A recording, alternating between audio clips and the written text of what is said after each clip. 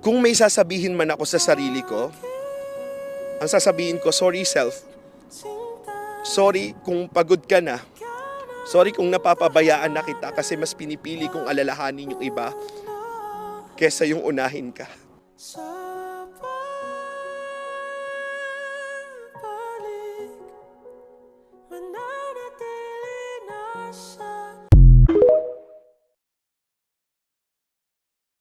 Gumaganda lalo ang babae